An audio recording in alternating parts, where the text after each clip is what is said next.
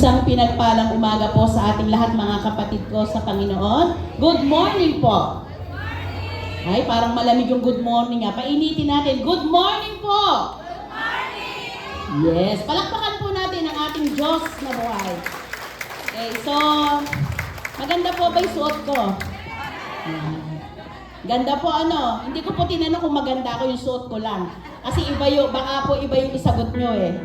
Yan, isa po akong prinsesa. Naniniwala po ba kayo? Ako po naniniwala isa akong prinsesa.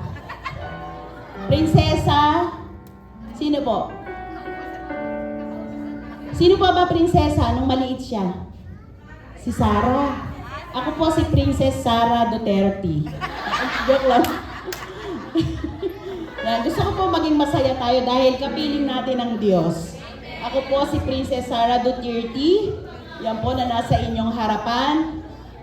Tumanda lang po kung inyo pong tumanda lang po. Kaya tinatago ko po yung mga alam nyo na. Kaya po ako nakaganito. Masaya po ba tayo? Yan, kasi iba yung nagagawa ng saya kapag po tayo ay nasa Panginoon. Marami man pong pagsubok, mga pinagdaraanan sa buhay, nandito tayo kasi kasama natin siya. Tinatayo tayo ng Diyos.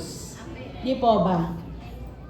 Nung ako po ay gawing MC, alam niyo na po kung sino yung gumagawa po ng mga ganitong kaba-kaba. Yan. Lagi ko pong hinihiling sa Diyos, Lord, ituro niyo po sa akin, ipaisip niyo po sa akin, ano po yung gusto niyo pong iparating sa aking mga kapatid. Yan. So maraming samot-saring nag-aano sa isipan ko. Tita Cecil, ako na lang po magkukwento ha. Ako na lang po magkukwento. Teacher po teacher. Yan. So, marami pong pumasok sa isipan ko. So dahil po nung nakaraang Friday, dito po ginanap ni Sister Cathy ang kanyang birthday. Ang kanya pong naging topic ay yung ating pong dila. Sabi nga po, ang dila ng tao ay ito yung pinakamaliit na bahagi ng ating katawan. Pero marami siyang kayang gawin. Hindi po ba? Tama po ba yun? Yan. So, pati po ang ating iniisip, kaya pong anuhin ang ating dila. Di po ba? Ang dila po natin, kung ano iniisip natin, ito po yung nasasabi natin bigla-biglaan. Lalo na kung tayo ay galit, nasasabi po natin ito. So, kailangan po ay hilingin natin sa Diyos na ang dila po natin ay laging nating makontrol. Lalo na po kapag tayo ay nasa gitna ng malaking pagsubok, nasa problema na yung hindi natin kayang lutasin. Yung mga salita na hindi natin dapat banggitin, kailangan ay nilalapit natin ito sa Diyos para makontrol natin yung ating mga dila. So kasi once na nasabi natin ito sa ating kapwa, hindi na natin kayang ibalik. Nandoon pa rin yung pilat. Sabi nga, gumaling yung sugat pero nandoon yung pilat na gawa ng sugat. Di po ba? So, ako po ay may ibabasahin isang verse sa Biblia. Ito po ay matatagpuan sa Santiago. Santiago 3:5. Pakinggan po natin ang salita ng Diyos. Ganyan din ang dila ng tao, maliit na bahagi lamang ng katawan, ngunit napakalaki ng mga ipinagyayabang. Isipin na lamang ninyo kung paano nakapaglalagablab ng isang maliit na apoy ang isang malawak na kagubatan. So hindi po ito yung specific na kagubatan. So minsan sa buhay natin, tayo magkakasama tayo dito, may nasasabi tayong salita sa kapwa natin na hindi natin nakukontrol na ikukwento natin sa iba. So ito namang nakinig, imbis na hanggang sa kanya na lang, ililipat pa niya sa iba. Kumbaga, palipat-lipat yung mga salita. Ano po nangyayari? Lumalaki po yung sunog. Imbis na doon pa lang ay mapatay na yung sunog, ang nangyayari po, lumalaki po yung sunog. Sana po tayo kung may nagkwento man sa atin na lang po at bigyan natin ng advice yung ating kapatid na yon. Huwag po natin siyang sususulang. Kumbaga, di po ba, pagka ginatungan mo ng ginatungan, lalong nagliliyab, ano po, ay sige, ganyan, gawin mo ganyan. So wag na po. Kahit po ano iniisip niya, tama man po siya o mali, kausapin natin ang ating kapatid. Wag na po natin palawakin yung mga salita. So nung binasa ko po ito, matatakot po tayo. Sa totoo lang po, napakarami pong kayang gawin talaga ng dila. At alam nyo rin ba na ang dila natin ang ginagamit natin para sambahin natin ang ating Panginoon? At alam nyo din ba na si David and Goliath, ano pinamatay ni David kay Goliath? Di po ba ang kanyang salita? Ano po ang sabi ni David? Papatayin kita, papatayin kita. Kahit ganun siya kaliit, sinamahan siya ng Diyos. Pinakita ng Diyos kung gaano siya kaano sa isang tao kapag naniniwala ka at nananampalataya ka sa Kanya. Ganun po tayo. Kung tayo po ay may hinihiling sa Diyos at naniniwala po tayo, nananampalataya po tayo na ibibigay ng Diyos, mangyayari po ito sa ating buhay. Nasubukan ko na po ang Diyos. At huwag na pong, sabi ko nga po, ang Diyos, hindi po natin kayang sukatin ang kakayanan ng Panginoon. Kaya po, mga kapatid ko, ano man ang hilingin natin, ano man yung gusto natin, sa Diyos natin ilapit. Lagi tayong humiling sa Kanya. Kung ano yung pangit na ugali po natin, ilapit natin sa Kanya. Babaguhin po ito ng Diyos. Magugulat na lang po isang araw, binago na po kayo ng Diyos. Dahil ang kapwa natin, hindi po tayo kayang baguhin ng kapwa natin. Kundi tanging ang Diyos lamang ang makapagbabago sa atin. Kaya mga kapatid ko, hinihiling ko, yung ating dila po ay hiling natin sa Panginoon na masabi lamang yung mga magagandang salita, na makapag-i-encourage sa ating kapwa, na malay mo yung tao na yun ang pinagsabihan mo ay malaki ang pinagdaraanan dahil sinabihan mo siya na numbalik yung kanyang lakas. Ganon ka magic. Kumbaga isang prinsesa nga di ba? Mahirap lang siya. Akala natin ganun siya, pero mayaman pala siya. Di po ba? Ganon din ang salita. So, nilikha tayo ng Diyos sa pamamagitan ng salita. Di po ba? Kaya po mga kapatid ko, hiling ko po na pigilan po natin ang mga dila po natin kung tayo po ay may sasabihin na hindi maganda. Alam po natin kung maganda siya o hindi. Alam po natin yun. Kaya palakpakan po natin ang ating Diyos. Napakabuti po niya. Kaya mga kapatid ko, tumayo po tayo, manalangin po tayo sa ating Ama na nasa langit. Hallelujah. Hallelujah, Lord. Hallelujah. Hallelujah, Jesus. Hallelujah. O aming Ama. O aming Ama. Sa pamamagitan po, Ama, ng aming Panginoong Jesus at sa paggabay po ng banal na Espiritu, Ama, kami po ay nagpapasalamat. Walang hanggang pasasalamat po ang ibinibigay namin sa inyo. Tunay nga po, Ama, na ikaw ay makapangyarihang Diyos. Salamat sa iyo dahil hindi niyo po kami pinababayaan. Bagamat hindi kami, Lord, kaibig-ibig, iniibig mo kami. Salamat po, salamat po. Walang hanggang pasasalamat, O Diyos. Salamat po, salamat po. Lord God, narito po kami sa iyong paanan, Panginoon. Ano man pong karumihan ang nakikita nyo sa bawat isa sa amin, O Diyos. Kami po, Panginoon, ay bukas pusong nagpapalinis sa iyo, Panginoon. Linisin niyo po kami ng iyong banal na dugo. Ama, mga kasalanang aming nagawa, naisip, nasabi, Lord, hinihingi namin ito na kapatawaran sa iyo. Patawarin mo po kami, Panginoon. Patawarin niyo po kami, O Diyos. Patawad po, patawad po. Ama, marami pong salamat dahil minahal niyo po kami. Salamat po kahit ang pagmamahal namin sa iyo, Panginoon, ay on and off. Pero Lord, nandiyan ka, 100%. Higit pa sa 100% na inibig mo kami. Salamat po, salamat po. Walang hanggang pasasalamat. Kaya po, Lord, lagi naming dalangin na ang aming mga dila, Panginoon, ay ikaw lamang ang aming sasambitin. Itong mga dila po namin, O Diyos, ay magamit lang namin sa ikabubuti ng iba, Panginoon. Ikaw lamang po ang ihahayag ng aming mga dila, O Diyos. Yung kabutihan po, Panginoon, na binibigay niyo sa amin, ito lamang po ang maihayag ng aming mga dila. Lord God, dalangin po namin ang dila kung ito po'y masama, Panginoon. Lord, alam po namin na ipaiisip niyo sa amin at ikakat niyo po agad, Panginoon, ang mga mali po naming sasabihin para po hindi na maituloy ito, O Diyos. Kaya po, Lord, nandito po kami ng iyong mga anak. Ikaw lamang ang aming sasambahin, Panginoon. Kaya po, Lord, kalugdan niyo po ang aming pagsamba. Lord, tanggapin niyo po ang aming pagsamba, O Diyos. Sa magbabahagi po, Panginoon, ng iyong banal na salita, Lord, bigyan niyo po siya, Panginoon, ng wisdom, O Diyos.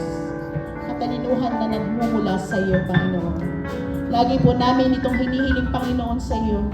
Maging matalino kami, Panginoon, lalong-lalo na, Panginoon, sa mga salita mo na lagi naming maunawaan at maisabuhay po namin ang iyong mga salita. Kaya po, O Diyos, sa magbabahagi po ng iyong salita, ito po ang maririnig namin at magiging panlaban namin sa mundong ito, sa aming mga kaaway, O Diyos. Hindi lang po isa ang aming kaaway, alam po namin, Lord, marami po ito. Kaya ngayon pa lang, Panginoon, lagi niyo po kaming samahan, ingatan, para po makatayo kami at maihayag po namin, Panginoon, ang iyong mga salita at ito po'y maisapamuhay po namin, O Diyos.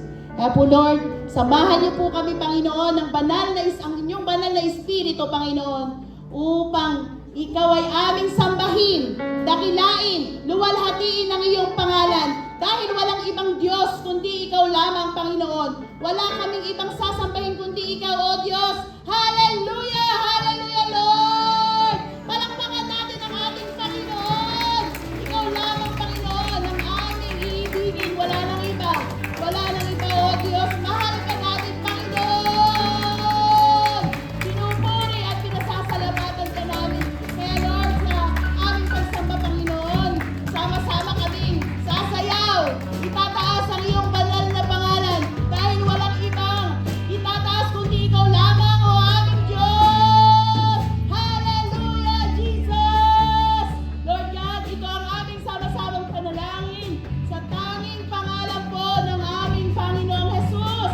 Ang lahat ay magsabi ng Amen!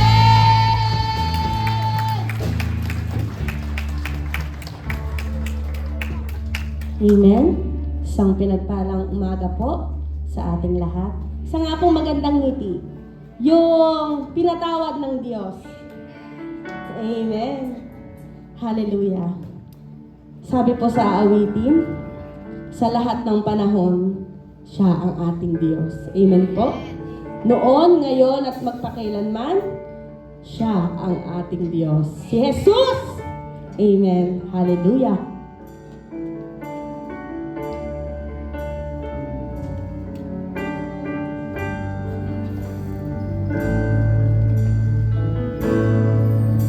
O Diyos, ikaw ang tunay na dakila sa mundo. Ikaw ang wari na lahat ng tulad ko. Ginawa mo lahat, pag-ibig mo ay tapat at wagas.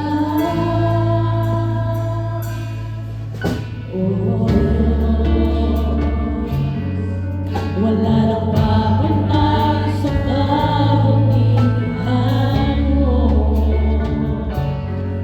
Ang ngalan mo'y itataas sa buhay ko.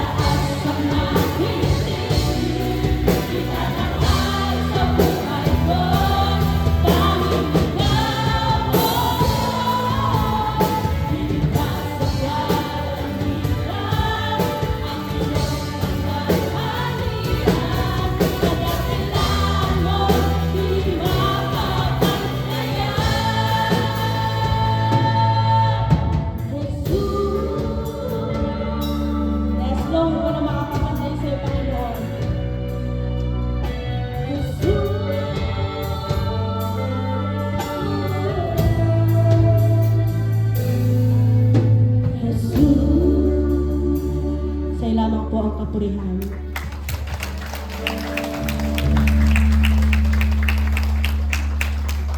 Isang pinagpalang umaga po sa ating lahat. Amen. Napakaganda po ng umaga. Amen. Ang dami-dami po natin. Hallelujah, Jesus. Kaya patuloy po tayong umawit sa ating Panginoong Jesus dahil napakaganda ng umaga sa mga taong umupa. Amen. Hallelujah, Jesus! We bless you, Jesus. Hallelujah!